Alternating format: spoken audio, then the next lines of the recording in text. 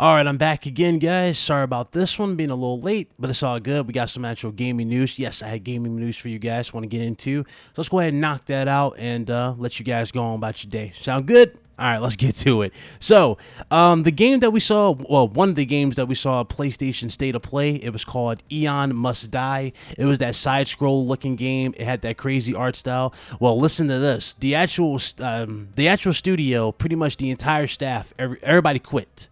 And the reason why they quit the studio is because they said it was like intense pressure on the staff due to crunch and also a lack of payment. And the trailer that we saw was outsourced by it was outsourced to the artists without their contracts. So yeah, whatever's going on in between that studio and like how they go about it, again, it's very unfortunate, and it really just shows that the state of the world needs to really get back to normal. Let me tell you, man. Again, Last of Us Part 2 suffered something similar with, Naughty Dog. You guys remember a lot of the staff was upset because the game didn't launch on time. Remember, Last of Us Part 2 was going to launch earlier, but it launched later on back to back with Ghost of Tsushima.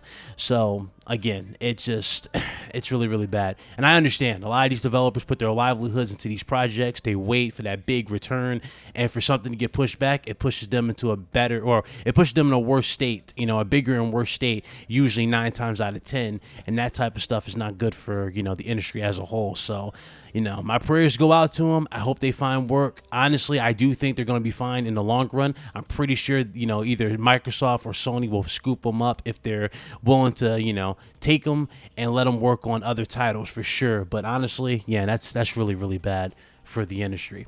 Moving on, let me get on to this one. So one of the cool games that was shown at PlayStation's not really the first party, but it was shown at their PS5 reveal, right? It was a game called Deathloop. Deathloop is actually a game where, like, it's a first-person shooter, and instead of dying, like, it's kind of like Prince of Persia. You can rewind time and go back to where you were and redo, or try to avoid making the big mistake that you did to die and all that stuff. That's what it's called Deathloop for. It's pretty dope. It was actually a pretty cool looking shooter. The confirmation that we got for this game now in terms of the update, now they did say yes, it will take full use of the haptic trigger feedback, which we kind of figure all games are going to be doing, especially shooters when it comes to that. Again, Microsoft's going to be pushing that as well. But aside from that, they also confirmed that the game is a timed PS5 exclusive. And ironically, that's going to fall into the big topic of this video. So, interesting. But it's a timed PS5 exclusive, and yes, it will run at 4K 60 frames per second on the PlayStation 5. That is pretty good. That's another game added to the list of games that, the console was, unable to perform at. Remember, dude said that this PS5 can't do 4K 60, and who's been telling you that it's very capable of 4K 60? This guy. I told you, man, PS5, do not underestimate the system. You're going to be getting 4K 60 games. And the thing is, a lot of us, we want the option of performance modes as well. And it's good to see games are actually accommodating both, whether it be dynamic or whatever, we'll see. But honestly, the system is definitely capable of 4K 60. And the games are speaking for it. Dying Light 2 joins the list and a few others. So that's good. So I'm very happy with that announcement. Another announcement. Now, this was posted on Twitter. The PS5's Pulse 3D headset will indeed be available. Well, it will work on PS4 and it will work on PC. Now, again, I don't know when they're going to update the price point for this at all. I don't know when is this headset going to be available, right? They're going to are they going to release it before the console releases or what? I'm not sure. But honestly, it would be cool if we can buy all the accessories early on, and that way we can get a feel of them. Because they did that with the DualShock 4. If you guys remember, back with the PS3, you could connect your DualShock 4 to your PS3 and get kind of a feel of what you're going to be playing, in terms of the PS4 before the console even released. I'm wondering if they're going to do that same thing just to let you get a head start on your accessories before they sell out and all that jazz. That'd be cool if you can do that and definitely see it. There is one thing that I'm seeing with this, though, and it could very well be the case. I'm not sure if there was confirmation for it, but odds are it probably is. The whole USB dongle thing for these headsets, especially with Sony and their first party ones, yeah, I'm kind of not a big fan of that at all. I remember I had one of the Pulse headsets like that before. It was the $100 gold one, and that actually went out on me because of the dongle. The headset was actually fine, just the dongle wasn't really, durable. So that is kind of weird, but hey, hopefully, you know, I mean, again, this is supposed to be a starter, and you know, into the future. There's gonna be better ones down the road. I'm pretty sure Astro, even though I'm not buying another Astro headset ever again, is probably gonna step their game up, and many others. So you already know how that is. But you know, it is what it is there. So that's cool. Now, let's get into the nit and gritty of this video. And yes, this is going to take up the majority of the video as this is, so I saved this for last. So, PS5 is going to have some timed exclusivity for some huge, widely known multiplats. According to Imran Khan, he says that the games will shock you. You will be shocked. Now, there is a ton of games that can be mentioned here. Now, they went on in this article and they said they said some rumors were going around on Reset Era. And one particular game that came up into question was Final Fantasy. Now, you guys already know Final Fantasy has literally been, you know, it's been remastered or remaked, I'm sorry, and people are lost their minds on this. They're like, dog, I don't care if this game is like, you know, they launched 5 iterations of this game, right? I'm paying $60 for it. If Sony locked timed exclusivity again for one of those again for PS5, that would be huge. Now, granted, I'm not saying it's going to be at launch, but that would definitely be huge later on in the life cycle of PlayStation 5, especially when it comes to getting more gamers on the platform. So that's actually a big deal for them. Another thing that's been going around from Reset Era, if I remember correctly, was GTA 6. Now, GTA 6, again, this right here, this is one of those things I really highly doubt. I don't think GTA would ever be timed exclusive to any platform. And the reason why I say I doubt that is because if you think about it, GTA has evolved to the point where it's so big, it wouldn't be feasible in terms of like overall spending to put it strictly on one platform and then later port it to the others. You know what I'm saying? Nah, that's one particular game that has always been, and I mean this, it's always been stronger as a multi-platform game. You always see the full-fledged return of GTA when it's in multi-platform form. So I don't think that's going to be the case at all. But hey, it's cool to see that it's on the list, but at the same time, I really doubt it at all. I really doubt that. But we did talk about that on the RHD podcast. Apparently, that game is going to be Vice City. It's going to be set in like Vice City times in the 80s. So that's going to be cool to see what else they're going to do.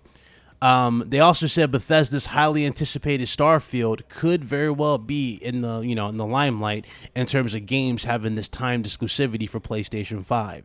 So that's another one.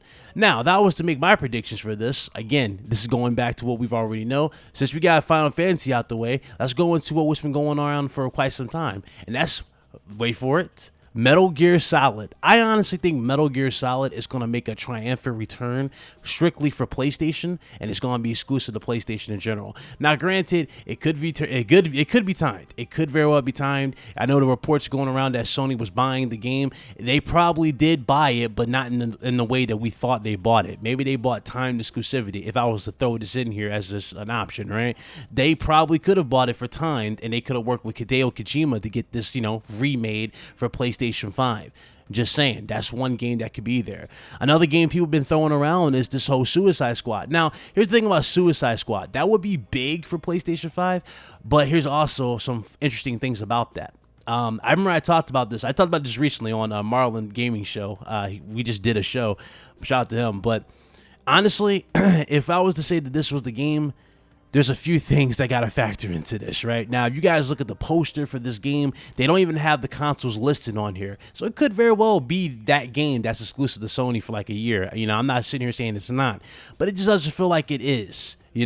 Batman, again, it falls in line with GTA. I don't think they will see an insane return on profits with it being exclusive to PS5. But I know, I get it. It would be a big deal, and that would shock the hell out of us if they did have, Suicide Squad on PlayStation first. And keep in mind, there was a leak before one of the shows at PlayStation where they showcased Batman, like the loading screen, like the start screen, on the actual show before it actually went live. And of course, we didn't get Batman at all. So again, hard to say at this point, but if Batman is a timed exclusive, again, it's up there. It's like it's at a flip of a coin right now. It could very well be up there for sure. Another thing that could be brought up too, and again, remember, we don't have concrete proof that the other is going to be, if it's the other, right? But we do know it was mentioned before, and that is Silent Hills. Remember, the first report we talked about Silent Hills, they denied saying it was happening in the way that it was described. So could that be the fact that it actually is happening, but it's not going to be a true exclusive? It's going to be a time thing for PlayStation 5 users. Again, if it's timed, more people get to play it, more people will finance it, and obviously it will be, you know, we'll get more remakes in the long run for Final Fantasy or for Silent Hill. But again, hard to really say, honestly. You know, if I was to throw another game out here, I would probably say Castlevania. Because remember, we heard about Castlevania possibly coming out, but we also heard that that probably was going to be exclusive. So again, it could be exclusive for a year. Time exclusivity. Again, I'm just saying, it could very well be it. You know, Castlevania, and we heard that that's going to be like a Bloodborne style Castlevania game. Again, hey. The list is going on here. You see what I'm saying? Everything is kind of going around, you know, with these games. And like they say, where there's smoke, there's what? There's fire. There's a possibility that these games could very well be in that time exclusive range. But some, though, again, I think we're going to be surprised in the long run. Some might actually be permanent exclusives for PlayStation 5. And again, with Insomnia games teasing Resistance Fall of Man remakes and all that stuff, I mean, again, you're going to have a lot of games for PlayStation 5. A lot of stuff to look forward to. And honestly, I think everybody's going to win in the long run when it comes to the PS5. I don't think any of you are going to miss out on anything. You're going to have definitely have a really prosperous gen for next gen. So it's going to be really good. But honestly, that's all I got for you guys. I wanted to get this video out here as quickly as possible. So shout out to you guys. Hopefully you guys enjoy. I will definitely see you guys tomorrow for some more news if there's any, and any more topics. But you guys be good, man. Holler at you guys later. Deuces.